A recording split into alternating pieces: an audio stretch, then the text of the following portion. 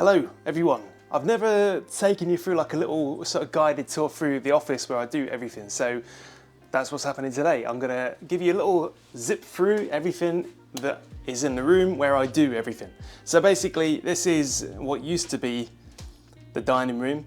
It's downstairs, hardwood floor, lovely walls painted with a lovely deep blue. I blooming love that.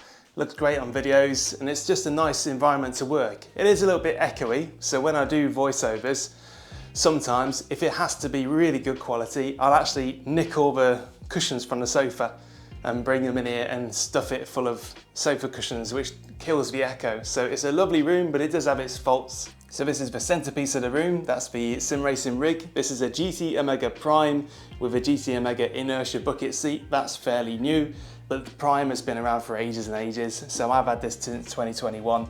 It's been dismantled, moved around from one room to another, in and out of the shed. So it's back with me now for a while whilst I test out some of the big boy stuff. The Asetek Invicta wheelbase and wheel there, Invicta pedals as well. Review was just released yesterday, last night. But a lovely rig overall with great build and decent price. The seat is also great. It's not an FIA bucket certified seat, so it's a little bit cheaper than your average bucket seat, but it does a great job otherwise. Just behind here we've got the PC. Now this PC drives pretty much everything in this room. It's just a mysterious black box of whatever it is. So this PC drives both the sim rig and the desk that's behind me via two video cables. So one goes to the single screen and another one goes to the desk behind me, and I switch between them using the Windows key and P shortcut to switch the displays.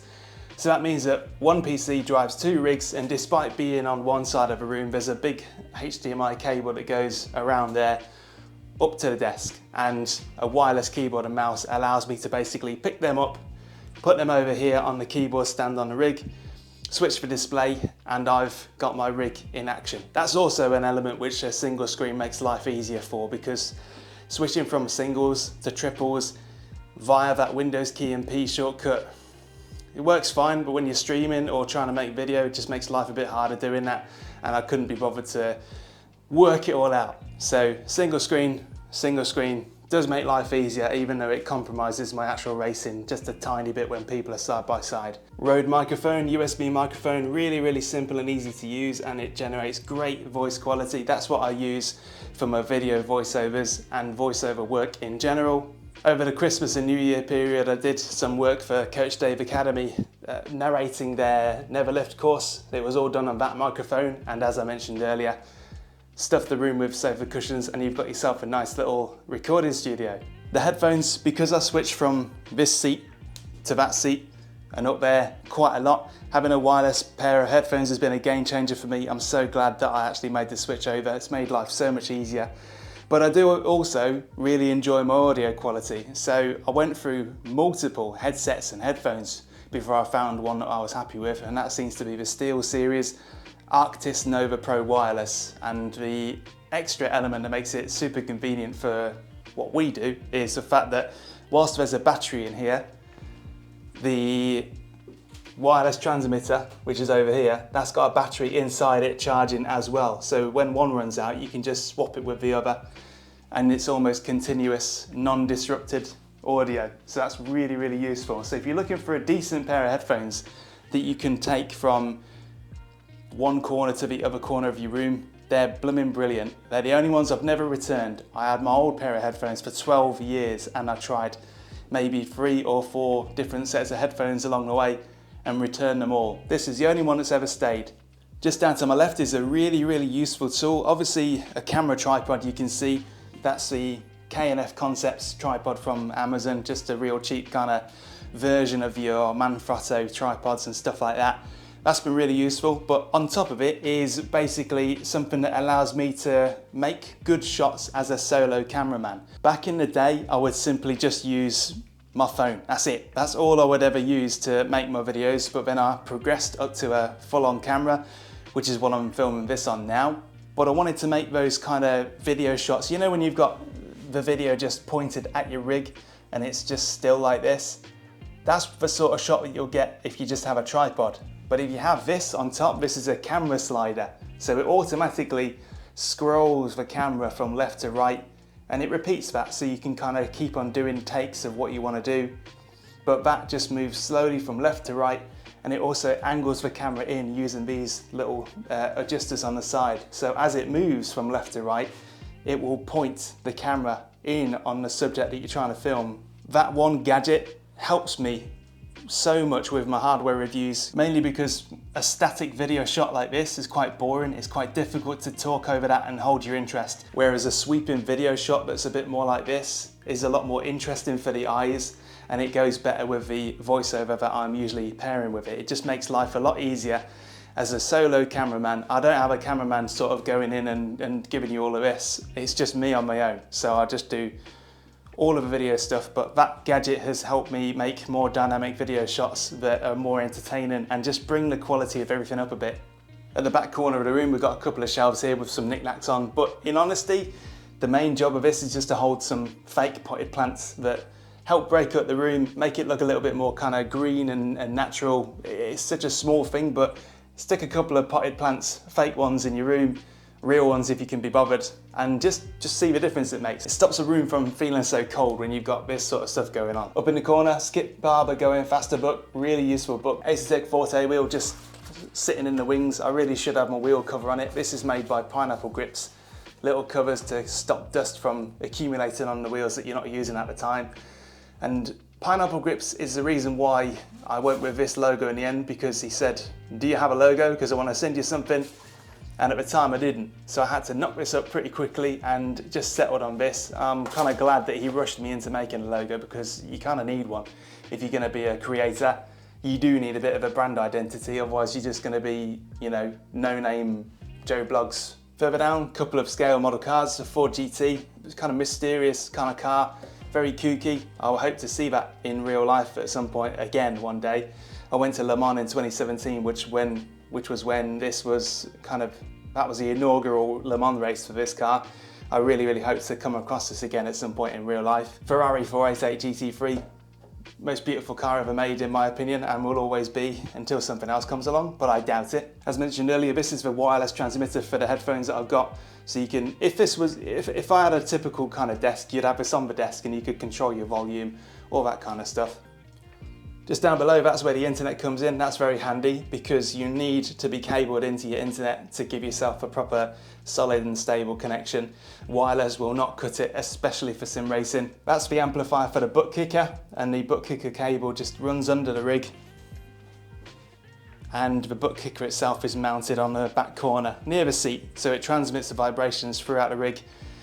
I love the Buttkicker. It's the only piece of equipment that travels with me. No matter what rig I've got built up here, no matter what equipment I've got attached to that rig, the Buttkicker stays and that travels with me all the time. And then if we swing around here, you'll see the desk behind me. It's a standing desk and sitting desk that you can raise up and down by pressing a little button on the right corner. But that was not always a standing desk. This was just a static IKEA desk that didn't go up and down, but you can buy the standing desk frames that allow you to convert any table to a standing desk with one of these powered motored frames that are underneath here, so you'll see it. So I took this surface off the IKEA table I used to have and then mounted it to one of these frames that you can buy from a company called Flexispot UK. It's not tremendously expensive, but the best thing about it is that you can just hold the button and you've got a sitting desk and standing desk in one without spending millions and billions of quid. The good thing about that is that a standing desk, if you go and buy a standing desk, they could cost like hundreds and hundreds, whereas the frame alone is like I think it was about 160 quid or thereabouts. I can't remember exactly, but it was a lot less than buying a full-on standing desk in one. So if you have a perfectly good table, but you want a standing desk, you can just convert it with one of them frames. So all that information will be in the description.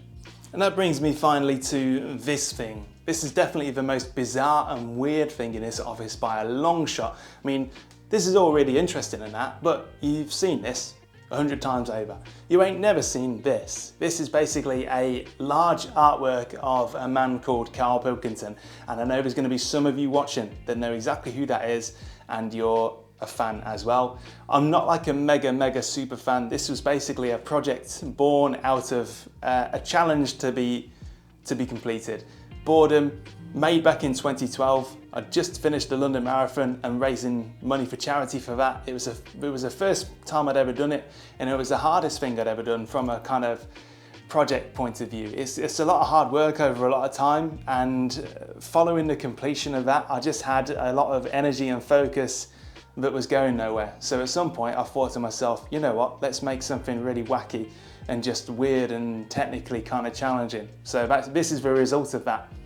So it's a portrait made out of 6-sided dice, and you can actually touch this artwork. It's not fragile, you can do what you like with it, but it's made out of 12,000 very small 6-sided dice that all combine to make a portrait that I hope largely resembles a man. And I'll put a picture on screen now of the photograph or the still image that this is supposed to recreate. So as you can see side by side, that's Karl Pilkington made out of dice. This object is legendary amongst me and mates. It's a constant source of amusement more than anything because it's just so blooming bizarre.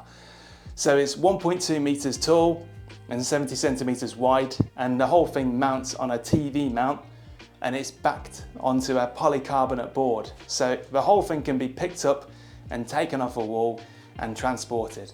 So let me explain the lore behind this a little bit. So to create this, to start with, so the artwork was made by me in Photoshop, basically using a system of like a grid and done it all by hand. Only took a couple of evenings, so it wasn't mental. And you know, back in them days, I had the time to burn. Once the artwork was completed, I printed it out in A1 size 1:1. Then that A1 poster was essentially stuck to a wooden jig, which kept like all the dice in a barrier. Once they were all laid out, put a piece of wood that corresponded to it on top of it and flipped the whole thing over like a sandwich so that I could take that wood off the back of it and access the back of the dice. Then that polycarbonate board was just spread with glue, uniform spread of glue on the back of it, and it was all just dropped onto the back of the dice in one big movement. So it was quite nerve-wracking, but as you can see, it came out intact and well. It might not be artistically genius, but technically it's a blooming marvel. At the time, because it was a dice portrait, I dubbed it the dice trait, and Ricky Gervais tweeted about these saying that they were genius. So there's the 15 minutes of fame for that. I also messaged the man himself on Facebook Messenger only a few years ago now. I messaged him on Facebook Messenger and said, you know, do you want this? Because, you know, it's going spare. And he gave a predictably Karl-esque answer. And this thing was gathering dust at work for years. It was just on the floor at work in a side room gathering dust, until about 3 or 4 months ago now, I brought it back, mounted it on the wall, put it in its rightful place, pride of place on the wall in this office as kind of a reminder to myself as to what I can do if I kind of apply myself properly and just kind of lock in and get something done. That's the sort of thing I can do. Pointless, but interesting. So for those of you who aren't a fan of Karl Pilkington, you know, and you've got no idea who he is, why? Why him? Why not the Queen? That would have been an obvious and popular answer that might have meant that this thing maybe gained some traction. I don't know. I asked that question 1,000 times. Other people asked me that question 1,000 times, because to go through all that effort to make it as a portrait of somebody that is basically an obscure cult figure, I don't know. That's just the world I live in, mate. And to offset that complete lunacy, I've got some normal stuff on the wall over here. Picture of the dog, Rosie. Framed photograph of a waterfall in Iceland that I took on a stag do back in 2015. Oh, that reminds me actually, I can't talk about the dog without mentioning what a pain in the behind she is when it comes to when I'm creating videos. If I do any hardware reviews or anything like that, I need to do one thing before I make any video, and that's blooming hoover the place and just lint roll everything, because although you might not be able to see much of it now, dog hair is the bane of my existence when it comes to doing hardware reviews. Every time I have to do a video, it's always all hands on deck to clean the place up, try and get evidence of Rosie's existence out of every nook and cranny, because this camera can capture that detail. When I just made videos on my phone, I could get away with it, you know, any sort of stray Rosie hairs would never show up, but on this camera they do. So I might as well introduce you to the culprit, if she can come along. Rosie, come here, babe, come on. There you go. I think I just disturbed her nap, so she looks a bit squishy. Hello, babe. Oh yeah, there you go, there you go. That's it. She's just delivered a whole new batch of dog hairs that's going to find its way around every part of the rig and bits and bobs that I'm trying to video. I'm not the only one who struggles with that. I think Jardier, I've seen him mentioned before because he's got a big white husky. That's a nightmare. So he also struggles with dog hair. But despite peppering everything I own with golden hair, she's worth it. Lovely dog, best dog ever. So there you go, that's the office in a nutshell. It's a very small office, but I'm sure you'll agree, it's pretty interesting. It's got some interesting stuff in it. It looks nice, it looks good on videos, I hope. And there you go. So cheers again.